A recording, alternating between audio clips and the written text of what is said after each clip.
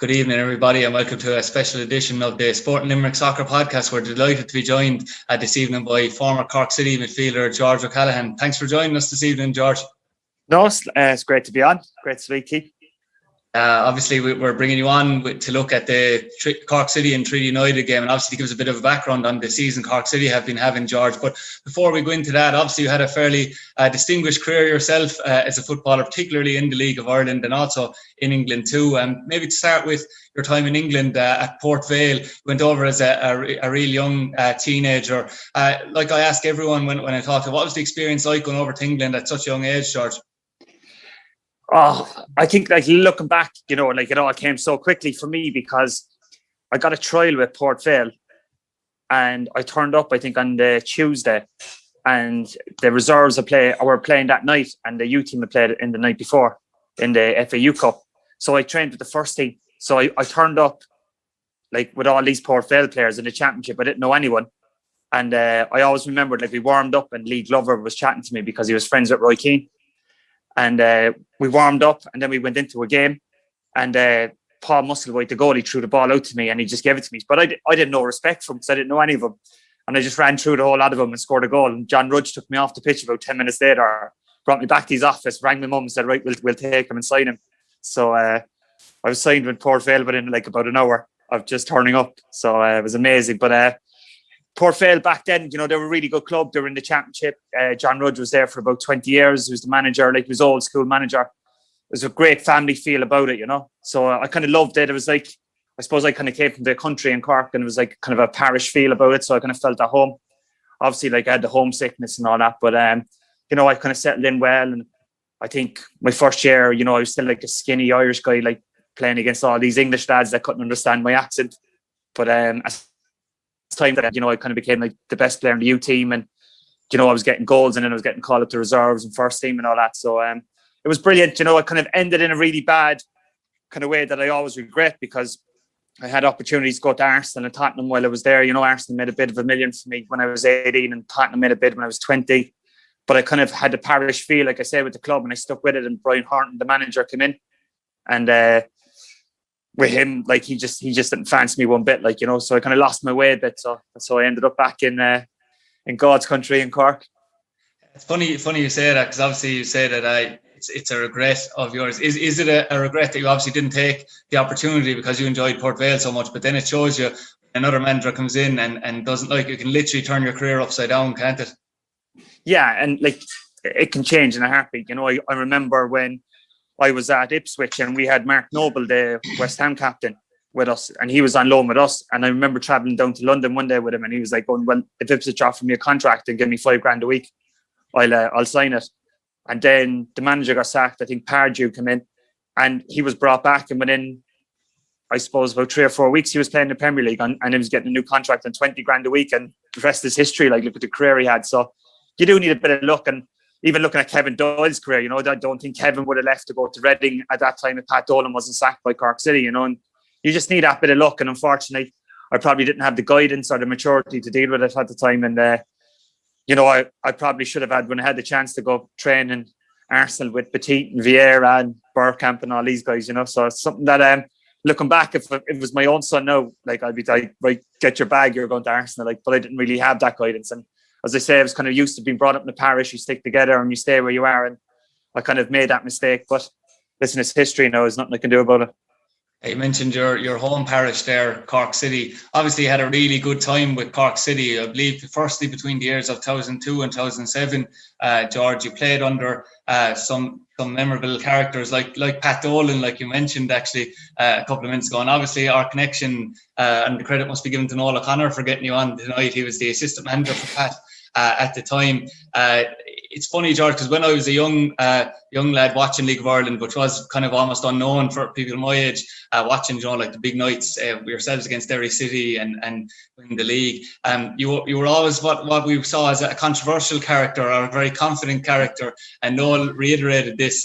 Did you feed off that when you played other teams, and maybe the abuse you might get off opposition teams as well? Yeah, no, I used to love the abuse off the fans, especially because we had a fierce rivalry with Shelbourne, so my thing was to break the Shelbourne. But I suppose looking back now, as I get older, I suppose I played I kind of came out of England and I kind of felt a bit of a failure. And then like I went into League of Ireland. Like obviously I went to watch the games when I was young, but I played reckless because I didn't really care if I played or not, or if I wasn't playing, because I was kind of playing hurling as well, and I got called up to the Cork team as well.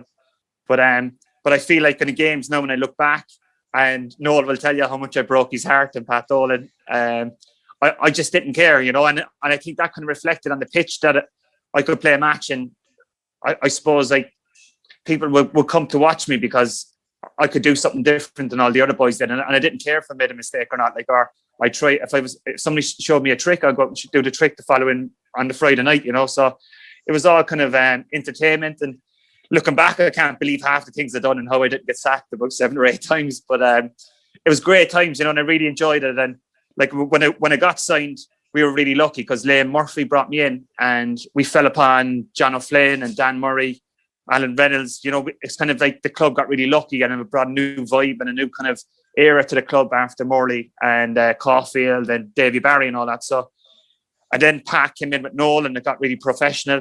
And Noel will probably tell you they used to be sitting outside my house in the car at 2:00 on a Saturday night, so I couldn't go out. But it got really professional, you know, and it took me a while to kind of take it serious again. And Pat and Noel kind of gave me that shove to go, you know, like you could go back to England and, like, you know, kind of solve all the demons I had in my head from what happened in England. So I was really lucky I was able to do that, like went back to Ipswich. But looking back in my career, that Cork City team was an amazing team, great players. And it was the best part of my career, but I never enjoyed it because I always felt the pressure when it kind of got serious that I knew the scouts were watching me, and I just wanted to go back to England. And then I was competing with Joey Gamble, Neil Fane, and all these guys to be the main player every week, you know. So there was kind of added pressure, but it was amazing. And I kind of trawled through YouTube in lockdown, looking at the old games and seeing what I did, because I can't remember any game because I used to be so stressed. And people say I can't remember because I was out, but I just can't remember because it was just the stress of the whole lot, you know. Yeah, it's interesting that you say that you didn't enjoy it because of maybe the competition and likes of the pressure you felt of having to maybe be the best player out on the pitch at the time. Just rewatching the likes of that game in the I did that myself, actually rewatching when Cork City won the league in 2005. You know, obviously Derry only needed a point, George, to win the league that night, but you went out and beat them. It looked like it was a brilliant scene. You know, you had the old shed there as well at the end of Turner's Cross that made all the atmosphere. It just looked like a brilliant night. It's surely something you must have enjoyed on that occasion. Yeah, no, that was an amazing experience. And the thing with it, the season before we played against Shells, I think it was the second or third last game, and they won the league and they had 1,500 people at the game in Talca Park. And I said, if we win the league, we'll have 1,500 people standing outside Turner's Cross, which we did because nobody could get a ticket.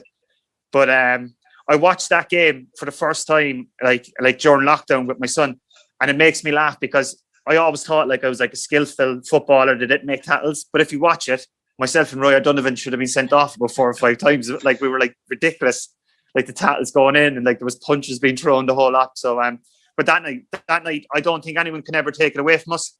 The funny thing was, it was the last night of the shed, obviously, and I grew up going into the shed.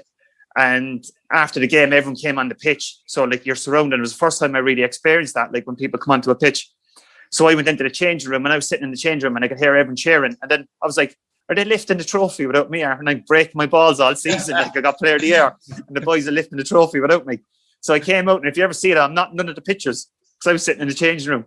So what happened was I said to Dan Murray, like I was really close to Dan Murray, the captain. And I said, listen, Dan, I missed all this. Can I take the trophy down to the shed?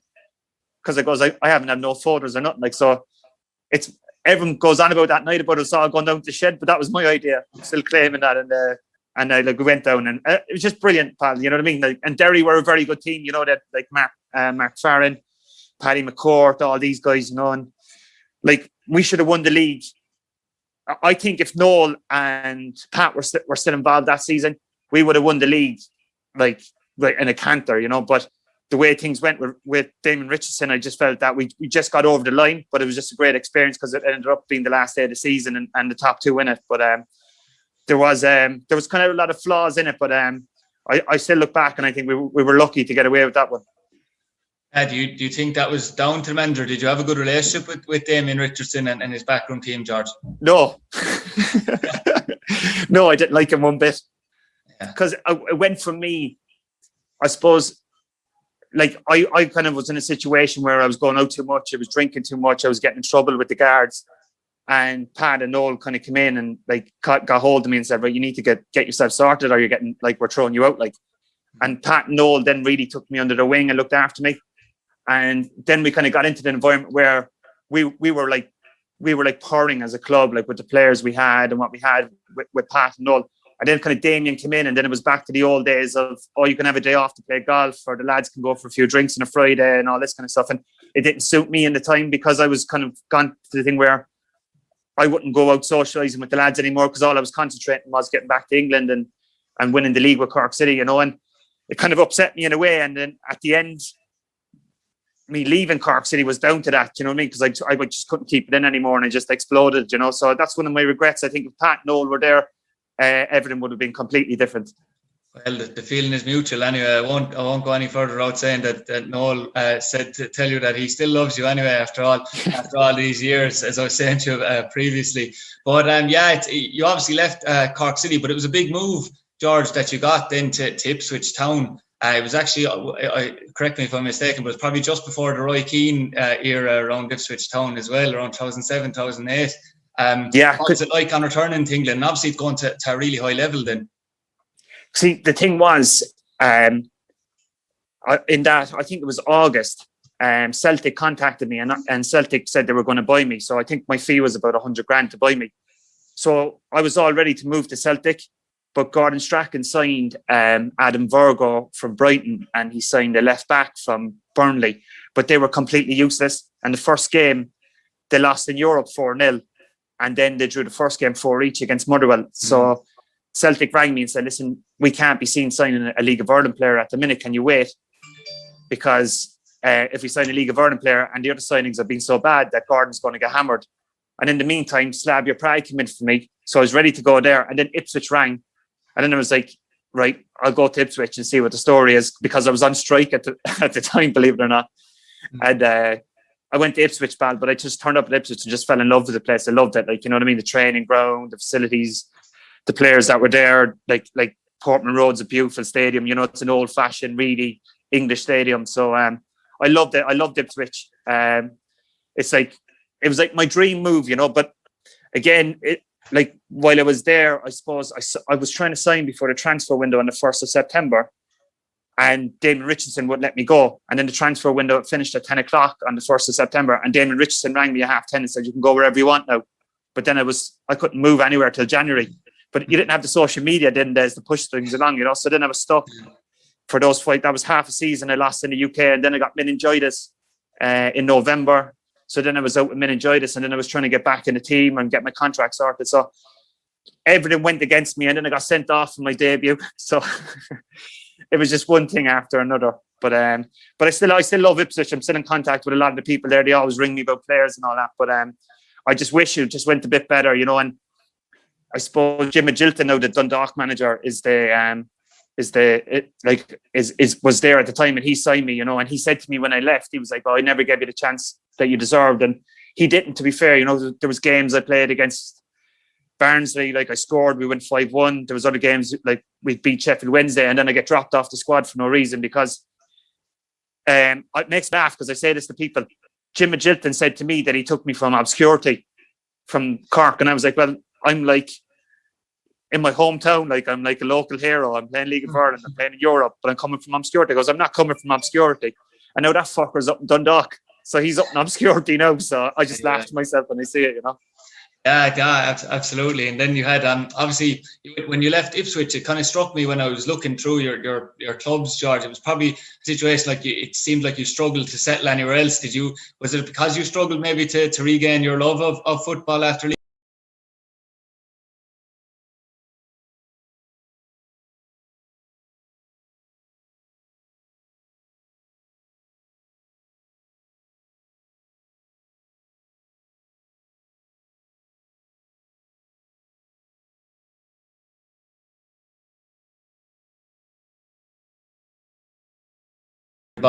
More. I didn't want to do it. I didn't want to play the matches, train, basically tried to ruin my career for the rest of my time in England.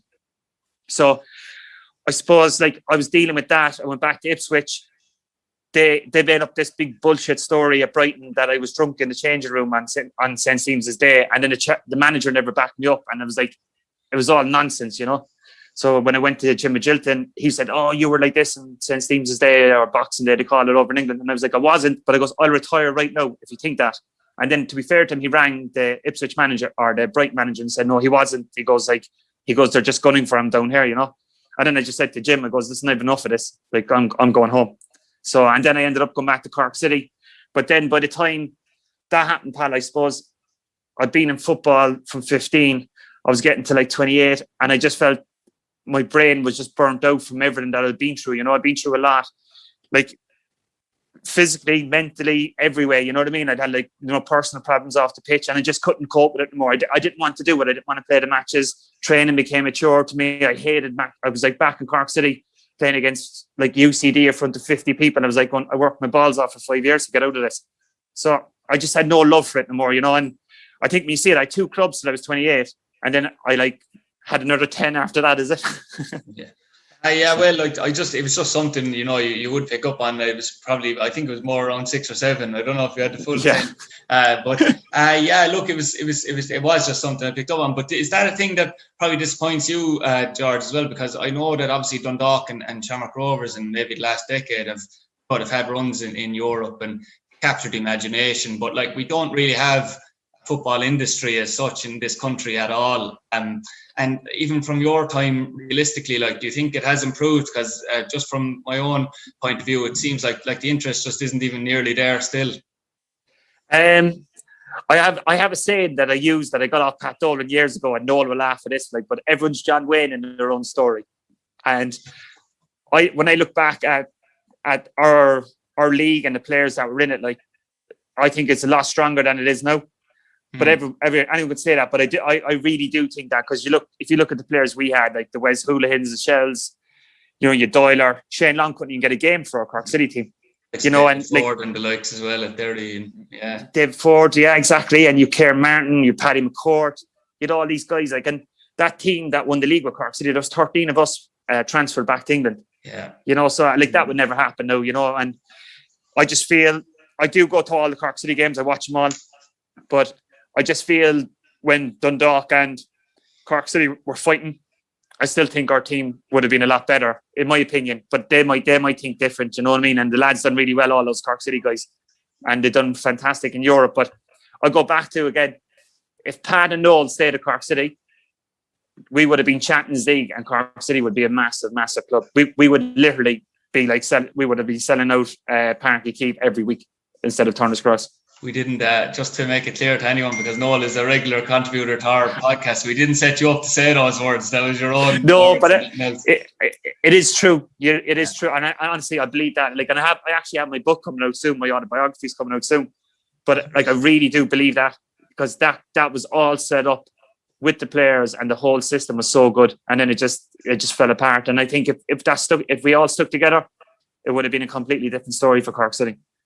You were talking about managers there, obviously Pat Dolan. This is a story I read. I don't know when I read it, but it was about, I think you know what's coming, but I know that you had a spell with Malaysian team, Sabah in Malaysia as manager, George. And I read an article about your relationship, or lack of maybe, with El Hadj Diouf, who you managed to sign, managed to convince to sign for your club at the time. Will you tell us a bit more about that? He is the most horriblest human being you've ever met in your life. He is everything you think he is and worse. And I was looking, and it's funny because I was working out in Asia for about 5 years, and I started out all clubs, and I always warned managers off players like Juff. And then when I became a manager, I signed them myself and everything. But I was managing in a club in Sabah. There's 4.5 million people in the city, so there was 35,000 people at every game. Every day I had 11 media television cameras. I would basically, it was like managing something like Tottenham Hotspur. You know what I mean? You're there, and the reporters are coming down onto the training ground, give me a sheet with the players that they think I should pick. So I was 35, and I couldn't deal with at the time with the stress and drama of that. But I brought my friend Clive Clark, that used to play for Sunderland and Leicester and West Ham. Clark, he was an agent at the time, and he rang me and said, "Oh, Juff's a great guy. I met him in a nightclub in Manchester. I should have known as soon as he said a nightclub in Manchester, right? But I brought him in because I thought, you know what? People would say I was difficult, but like when I get my head down and manager shows me a bit of love, I'll give it back to him. I was just about to say, maybe was that the reason you showed the faith, I suppose, in him, is that you had the same inclination when you were younger. But man, he was just the biggest arsehole you've ever met in your life. Like literally caused havoc in the club. It's one of the reasons I left, because I suppose he was looking at me going like, who's this skinny 35-year-old Irish guy? Like, and like Geoff thinks he's Zidane. Like he's like, oh, I'm top 100 player in the world. And I was like, no, you're not. Like you're fucking dog shit. You're about 2 stone overweight. Like you're useless. But he used to then kind of like try to play up to me. But I was well used to all those games. So I would just run him. So when all the bosses used to come, I had 13 bosses. They're all Dacos. They're all sirs that ran the club. So when as soon as they came, I'd stop the game and I'd just run him and show how fit he was. And then he'd be pulling up a hamstring strains. But complete nightmare, complete like. And then like I think I nailed him another time. Like he came out in the press and said that Steven Gerrard was racist. Like, but he was making stories up about Steven Gerrard for years and years. Like, you know what I mean? It was all lies. Like, you know what I mean? Gerrard never done nothing like that. Like, and he used, but yeah, I'd love to see him again with a hurley and the Gaelic crowd. No, absolutely. And obviously this weekend there's 2 big clashes between Limerick and Cork sides. You also have the big hurling game on Saturday night, which obviously Cork will be gunning for Limerick, I'd imagine, even though the teams weren't full teams a few weeks ago in the Gaelic grounds. But the one we'll concentrate on foremost, I suppose, will be Cork City and Treaty. But before we go into the game as such, it's fair to say, George, it's a fall from grace, because Noel described it in our podcast during the week, is that Cork almost sleepwalked into relegation last season without realising the severity of it almost. And then, you know, for instance, Neil Finn, I think, came out 4 or 5 games just before he left, saying that, you know, he didn't think there was any reason to panic and they were bottom of the league at that stage. Yeah. But, you know, then you have Colin Healy coming in, obviously a big reputation as a player. He really has struggled to get a tune out of that squad. Like it's literally been a shambles since Seanie Maguire left. The crazy thing was, like, they brought Fenny and Joe in, and I thought like that would be a massive difference. But Fenny and Joe tried to create a whole new culture in a club in the League of Ireland with 17 games. Like, it's impossible. Like, you know what I mean? They should have just went in and, you know, kind of found their feet. But instead they changed it all up too quickly, in my opinion. And like, they were horrendous. Like, so I do the radio station here, Red FM, you know, and I do the games. But they were awful, like, you know, and I'm going mad for Joey and Fenny, you know, because I thought I was looking forward to seeing them doing a really good job. And then, like, I suppose they got relegated and Collins come in. They've lost all the players. There's no fight in them anymore. There's no hunger in them. I suppose when I go back to my time when I signed, they had that luck that we always had, I suppose, the luxury in Cork that players would be released in the UK and they come back and they're trying to build their career again, like Roy O'Donovan, John O'Flynn, myself, you know, you had the Dennis Beans, all these people. But they don't have that anymore, and they can't find that players. Their scouting network for the last 3 years is a complete joke. But they get what they deserve, you know, and they're fantastic on social media. They're the best social media club going, you know what I mean? Like, but like, what's social media got to do when your team's completely useless? Yeah, it certainly is the case. And we've discussed it a few times, obviously, because I was surprised. I definitely thought even if Cork struggled that they'd be, you know, thereabouts up in the top 4 in the league anyway. And I know a lot of people in Cork would obviously feel that should be at least the minimum when you're in first division. And as well, George, like, you know, you're a full-time outfit. I know there's a couple now in the first division with Galway and Shelburne. You really probably should be putting on better shows in the majority of games, shouldn't you? Well, I think people get carried away, and I think with the FEI and their badges and all this, the League of Ireland isn't the Premier League. It isn't La Liga. Like, and they're all set up now to play out from the back and play it into midfield and then get up to the strikers. The players are simply not good enough. You know what I mean? So if I was a manager in the League of Ireland, even though I love skillful and flair players, I'll go back to what it was. You defend, you work hard in midfield, you win your second balls, you have a target. Why not play 2 people up front? Why just play one fella up front because Barcelona have Messi or Man City do it like with Kevin De Bruyne or whatever? Like, but I think people have lost the plot, and all the coaches, like, and it's basically like they're reading out of a book. Like, even if you watch the first couple of games of the season in the League of Ireland, in the Premier League and the First Division and the women's game, how many keepers made a mistake or centre backs playing out from the back and goals, but you have to understand the league you're in. And people, I suppose, down through the years will go, you've Tony Pulis at Stoke. He plays a certain way because he gets people out of the Championship. You know what I mean? He gets clubs into the Premier League. He might be good enough to get into the Premier League, but there's a certain way in playing to get out of stuff. And I just think, the coaches have lost their way in that, and the players are all caught up. They're like robots now. There's nobody has a bit of flair anymore, or can cut in off the side because they're told what to do. And I just think they've lost that. I think the League of Ireland has lost that, and it's been damaging 100% to Cork City. When you speak about Cork City being a full time. I remember when Tommy Barrett was putting the team together for Treaty, he did that in about 3 weeks. And they have 13 games and they're 22 points. Cork City have 13 games and 12 points, and they're out training every day out in Bishopstown, it's only down the road here. So, there's a lot that answer for it.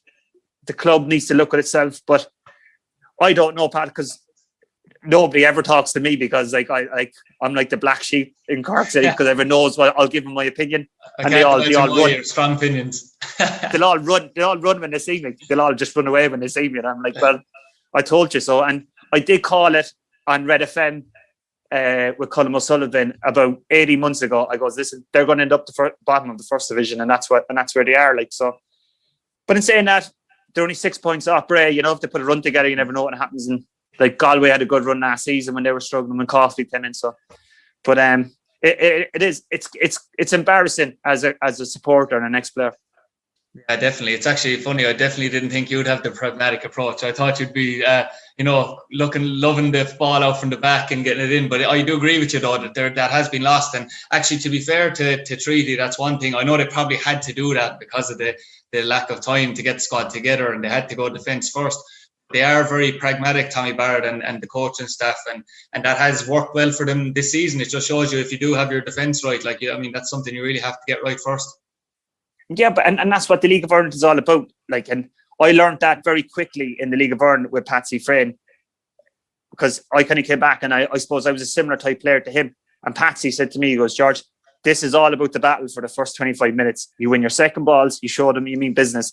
And he goes, then they'll let you play, But Jesus, you think like John Stones and all these centre halves are playing out from the back, and Cork, what's wrong with playing 4-4-2 and having a big target man and another fella that gets the flick-ons and gets the goals anymore? You know what I mean? It's gone out of fashion. It will come back one day when Pep Guardiola decides, or one of these guys. But until that happens, until Pep or whoever all the top coaches or Klopp does it next season, they'll all go back to 4-4-2. Then again, they think, this is the new system. I do remember when, as you said, when the likes of yourself were playing, and it was the predominant formation everywhere in the world was 4-4-2 generally. And it, as you said, it's basically a 4-2-3-1 now, or maybe even a 4-3-3, a variation of it, is the case now. But I did agree with something you said in that, just for say, particularly in the League of Ireland, but obviously even watching England and Germany yesterday, the entertainment value just doesn't seem to be there, does it? And the intensity and I suppose the bravery to actually go and attack teams now. It's all very tactical. It's like you're being told from minute 1 to 90 where you have to be in every minute of the game. Yeah, and I find that because my son plays and I go to watch the games, but I'm like the dad in the sideline, trying not to say nothing, until we get in the car. And I went, he played the match the other day, and I was like, why didn't you do this and that? And he's like, oh, my manager taught me to do this and that. And I was like, he's reading off a coach's book. It doesn't make sense. I goes, you're a footballer, you create, you do your stuff. I goes, never be afraid to express yourself. But I just find everyone's afraid to make mistakes now, you know what I mean? And it goes back to when I said to you, when I played, even though I was a bit reckless, I wasn't afraid to try things and do stuff. And that's why people came to watch, because whether they loved me or they hated me, they still wanted to come and see me because they either wanted to give me abuse or see what I could do. And could you really pick anyone out in the League of Ireland now who does that? Like even Paddy McCourt. Imagine telling Paddy McCourt what to do, or Wes Houlihan. Yeah. I suppose the only lad you probably have is Duffy at Dundalk, who drifts in off the left. But apart from that, no one really excites me in the league anymore. Yeah, I suppose that is a disappointing aspect. If you were to pick a prediction for Friday night's game, George, Cork and Treaty. Obviously, Treaty do have a lot of injuries. That's the only thing that we're working definitely in Cork's favour, I'd imagine. They're down to bare bones. It'll probably be filled up the bench with a few, but there will be a strong starting 11. Actually, a former Cork player will be involved in it in Charlie Fleming. I know that Noel, he was quite outspoken about the fact that he was disappointed with his lack of game time last season with Cork, and Noel said he might have been better off if he didn't mention that. Would you be of the same opinion, George, on Charlie Fleming with that one? Charlie's a very good player.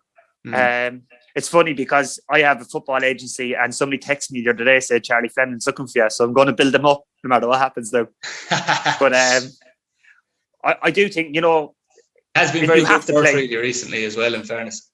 Yeah, and you have to play games. That's the only way you're going to progress and people see you. There's no point sitting in your arse for the whole season and wondering why you're not playing. And I think Treaty could probably do with Stephen Christopher from Galway. I think he would be a good one.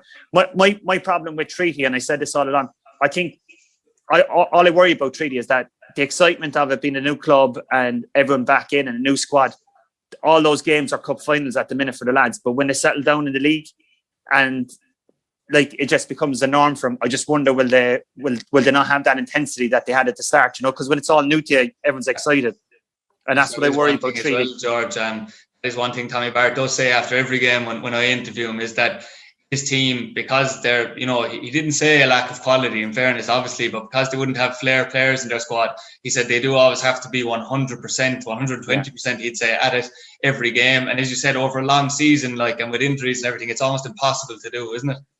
Yeah, that's what I think. And that's where I suppose the Cork City lads, they're full time in the clubs like that in Galway, where, as the season goes along, they're probably still going to be fitter. You got to think the Treaty lads, they're all working and then going out training in the evening, playing games. The lads have the benefit of this, of the longer season now that they've got everything that they want. They're professionals, you know what I mean? They don't have to worry about that. But that's my only concern about Treaty. I'm just wondering whether can they sustain that, you know what I mean? And that enthusiasm that they have at the minute, and I'm sure Tommy is the right man to do that. But it'll be interesting to see how the rest of the season goes. And you probably talk about the game with Cork City at the weekend, but Cork City is the type of club that they could turn them over and then Cork City go on a run and Treaty could have a couple of losses and then Cork City, but Treaty are still third, but so tight, I just don't know whether they can do it. Division is incredibly tight, George, as you mentioned. I mean, all it takes is a run from Cork. But in saying that, I suppose Treaty will also look at it as an opportunity that even if you get a draw, you really do kind of almost push Cork out of the playoff, out of getting your playoff position as such, because there's to be a big gap and you'll be over halfway gone in the season. Yeah, no, it will. And I think Cork City have been lucky in the sense that they're so poor that the crowds really haven't been there. I know some can go back now at the weekend and all that, but if they had the proper Cork City crowd there that used to abuse me up and down the pitches, I love to see the reaction, and because Turner's Cross is a tough place to play when people are on your back. And I suppose with Colin Healy as the manager, Colin never had to deal with that because everyone loves Colin because he's a great guy and he was a hard-working player. I was treated differently to Colin because anything went wrong, I was abused for it. Colin could kick the ball over the stands and never be clapping. I'd miss a goal and I'd be booed. So I just wondered the effect it'll have on Colin and the players when people start turning on him, you know what I mean? Which they obviously are going to do because us down in Cork, we can't keep our mouth shut, so. No, well, I wasn't going to say it. I'll leave you say that rather than me. I'll be interested to see. I don't see, unfortunately, a Limerick double coming out of the weekend. I obviously be pigeon towards hopefully the soccer result, but thanks for joining us, George. It's been enlightening really to chat to you about your own career and obviously about everything to do with Cork City at the moment. It was great to have you on, and obviously maybe in future we might manage to get you on with us again, and maybe with Noel next time. That would be an interesting one. Yeah, no problem. I've loads of stories as I know, so get Noel O'Connor on and I'll start them out for you. That's what we like to hear. Thanks very much, George. No worries. Thanks, pal.